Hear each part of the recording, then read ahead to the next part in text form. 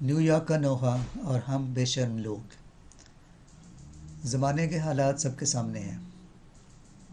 New York जिसके बारे कहा जाता है वो शहर जो कभी सोता नहीं, आज इसकी तमाम रंगीनियाँ और रौनकें खौफ और दहशत की अलामत बनी हुई हैं।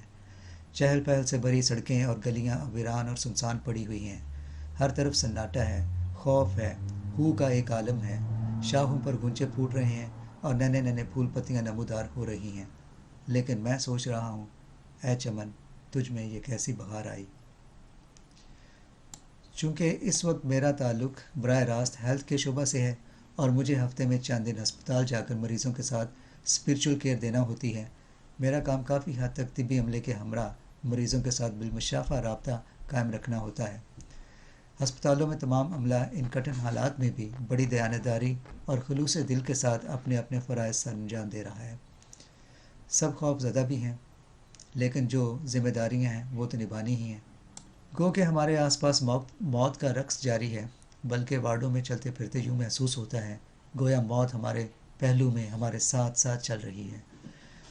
वापस घर जाते हैं तो ये वहम होता है कि कहीं हम अपने साथ ये वायरस तो नहीं ले जा रहे। अस्पतालों में हिफाजती मास्क की कमी है और जो मास्क मिलता है उसे भी संभाल कर इस्तेमाल करना होता है, क्योंकि दोबारा मास्क अगली ड्यूटी पर ही मिलना है।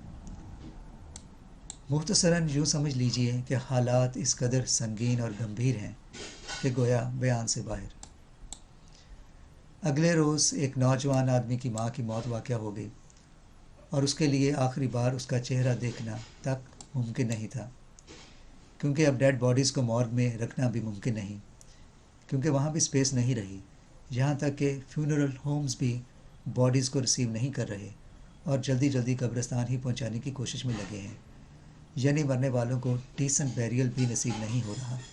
लवाहिकीन के लिए ये मज़ीद दुख और तकलीफ़ की सूरत हाल बनती जा रही है। जिनका कोई वारिस नहीं होता या फिर वर्सा वक्त पर नहीं पहुंच पाते, उनकी बॉडीज़ को पॉटर्स फील्ड मुंतकिल कर दिया जाता है। पॉटर्स फील्ड वो कब्रिस्तान है जो लावारिस या अनजाने या नामालूम लोगों की आखिरी आरामगाह साबित होता है। पॉटर्स फील्ड का कॉन्सेप्ट बाइबल मुक़द्दस से माखूज़ है। मसीही अक़ीदे के मुताबिक जब यीशु मसीह को उनके एक हवारी यहूदा अस्करियोती यानी जूडस इस्करियोट ने 30 सिक्कों के बदले यहूदी मजहबी रहनुमाओं और काहनों के हाथ पकड़वा दिया था, तो अंजील मुक़द्दस के मुताबिक 29 सिक्कों से इन मजहबी रहनुमाओं ने एक खेत खरीदा जिसमें गुमनाम और लावारिस अफराद की लाशों को दफनाया जाने लगा। 30 सिक्कों की वो रकम यहूदी काहिन हैकल के गला में नहीं डालना चाहते थे, क्योंकि ये ब्लड मनी होने की वजह से हैकल में डालना वाजिब ना था। तो वापस चलते हैं न्यूयॉर्क की सोगवार फ़ज़ा और दर्दनाक हालात की तरफ, और अब देखते हैं तस्वीर का दूसरा रुख। ज़रा तैयार हो जाएं। तस्वीर का ये रुख वो रुख जो एक नहायत ही अफसोसनाक और इससे भी कहीं ज़्यादा तकलीफ़ दे और शर्मनाक है। ज़रा सुनिए। इन गंभीर हालात में भी हमारे यहाँ बसने वाले एशियाई लोग, और उनमें से बिलखुसूस जनूबी एशिया के लोग, यानी हिंदुस्तानी, पाकिस्तानी और बांग्लादेशी लोग, या इस रीजन से आने वाले दूसरे लोग, उनके कारनामे और स्याह करतूत भी सुन लें। एक तरफ जहाँ यहाँ के लोकल यानी इंडिजिनस लोग दूसरों की मदद के लिए हर मुमकिन कोशिश कर रहे हैं, और जैसे पहले बयान किया गया है कि मेडिकल शोबा से ताल्लुक़ रखने वाले अपनी और अपने प्यारों की ज़िंदगियां ख़तरे में डालकर अपने फ़राइज़ सर अंजाम दे रहे हैं, और हुकूमत सब की केयर करने की सर तोड़ कोशिश कर रही है और अपने तमाम तर वसाइल को बरूए कार ला रही है। वहाँ ज़रा अपने लोगों का हाल भी सुन लें। ये लोग जो अमेरिका तो आ गए हैं मगर अमरीकी नहीं बन सके। कोई सिर्फ अमेरिकन नेशनैलिटी या अमेरिकन पासपोर्ट लेकर ही अमेरिकन नहीं बन जाता। अमेरिकन होना एक कैरेक्टर का नाम है। इस मुल्क से मोहब्बत नहीं तो कम अज़ कम इसे थोड़ी बहुत वफ़ादारी ही दिखा दे। यहाँ के साउथ एशियन स्टोर्स, बल्कि इनकी बड़ी बड़ी चेन ऑफ स्टोर्स ने अपनी अशिया की कीमत रातों रात 2 गुनी, 3 गुनी, 4 गुनी नहीं बल्कि इससे भी कहीं ज़्यादा बढ़ा दी हैं। लेकिन इनकी मार्केटों में चले जाओ, इनके स्टोरों पे चले जाओ, تو کیا دیکھتے ہیں، کیا سنتے ہیں؟ انہوں نے اپنے اپنے مذہبی عقیدوں کے موافق بھجن، پاٹھ، نعتیں اور دیگر مذہبی رسوم کی کھلے عام نمائش کر رہے ہیں۔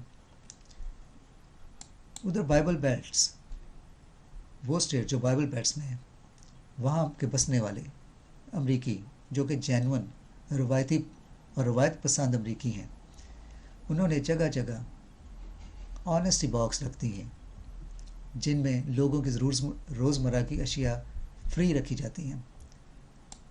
آنیسٹی باکس اسے اس لیے کہا جاتا ہے تاکہ جس کی جتنی ضرورت ہے وہ اتنی چیزیں اس میں سے لے لیں، تاکہ باقی لوگ بھی آ کے اپنی ضروریات اس میں سے پوری کر سکیں۔ ایک طرف وہ کافر ہیں اور دوسری طرف یہ ہمارے خطے سے مذہبی، مومن، پرہیزگار، حاجی، نمازی، برہمن، سید اور نہ جانے کیا کیا۔ ایک امریکہ ہے جو سب کو قبول کرتا ہے، لیکن کوئی باہر سے آنے والا نہ اسے دل سے قبول کرتا ہے اور نہ ہی اسے وفاداری دکھاتا ہے۔ شاید کوئی شاذ و نادر ہی کہیں ہو جو ایسی سوچ نہ رکھتا ہو، لیکن میں تو ابھی تک کسی سے نہیں ملا، کیونکہ یہاں ہر کوئی اس دھن میں لگا ہے کہ جتنا اس ملک کو لوٹ سکتے ہو لوٹو۔ آخر کار یہ ہے تو کافروں کا ہی ملک، اور ہم تو ان کافروں سے بہت بہتر ہیں اور بہت برتر ہیں۔